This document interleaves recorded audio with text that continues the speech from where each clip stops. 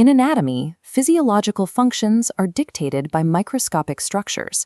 An organ's performance is the collective result of physical arrangements at the cellular level. Living cells require a water-based environment to survive, necessitating a constant state of internal balance known as homeostasis. In a clinical laboratory, diagnostic tests evaluate this balance. Whether analyzing serum electrolytes or tissue biopsies, the technologist is measuring how effectively the body is maintaining its internal set points. Structural hierarchy organizes human biology into discrete levels of increasing complexity, building upward to form the complete organism. An organ is a composite of tissues. Tissues are comprised of individual cells, and every cell is constructed from the molecular building blocks of matter. To accurately analyze clinical samples, a laboratory technologist must deconstruct these structural layers to identify where a physiological process has deviated from the norm. The body's architecture is categorized into 4 primary tissue types: epithelial, connective, muscle, and nervous.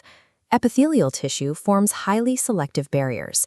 Its cells are packed tightly together with almost no extracellular space, creating the linings that separate internal compartments from the external environment.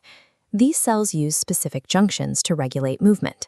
Tight junctions seal the space between membranes to block uncontrolled passage, while gap junctions form open channels that allow ions and small molecules to flow directly between the cytoplasm of adjacent cells. Directly beneath these barriers, connective tissue follows a different structural logic. Instead of being tightly packed, its cells are dispersed within an expansive extracellular matrix. The properties of this matrix determine the tissue's role, ranging from the calcified, rigid ground substance of bone to viscous, moving fluids. Blood and lymph are specialized fluid connective tissues. They consist of distinct cell types circulating in a watery medium of salts, nutrients, and proteins. This fluid matrix enables the systemic transport of oxygen, metabolic waste, and immune cells through the circulatory and lymphatic systems. Understanding how these cellular arrangements dictate function allows technologists to interpret a histological slide as a functional schematic. To see how these tissues maintain themselves, we must look inside the internal environment of a single cell.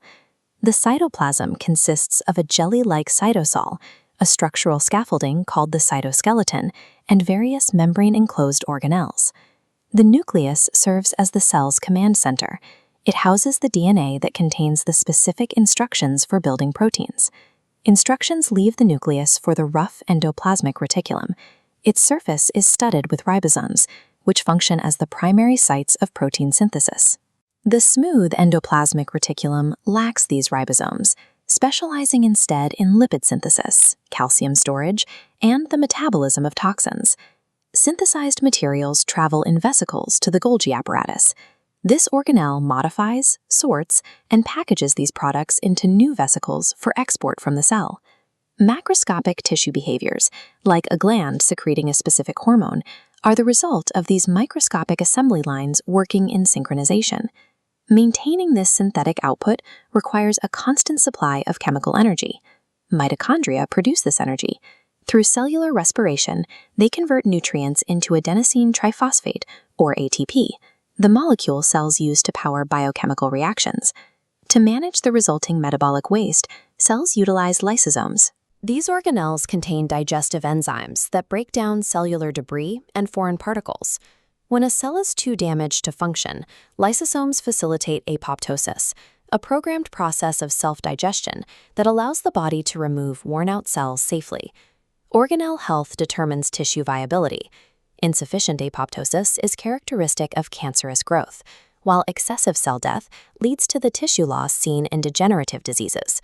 The cell regulates its internal chemistry through the selective barrier of its outer membrane. The fluid mosaic model describes this membrane as a phospholipid bilayer. The hydrophilic heads face the fluid environments inside and outside the cell, while the hydrophobic tails meet in the center, creating a water-repellent core. This core makes the membrane selectively permeable, allowing the cell to control exactly which materials enter and exit. Small non-polar materials like oxygen move by passive transport.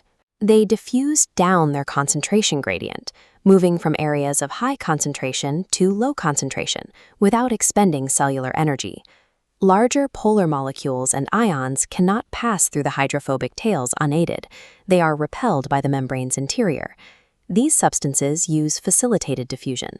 Transmembrane proteins act as channels or carriers, allowing specific molecules like glucose to move across the barrier down their concentration gradient. Osmosis is a specialized form of passive transport, where water diffuses across the membrane to equalize concentration levels. Because water diffuses towards areas of higher solute concentration, any shift in the surrounding fluid's chemistry, like a change in salt levels, automatically pulls water out of or into the cell. This physical movement is what distorts red blood cell morphology during clinical testing.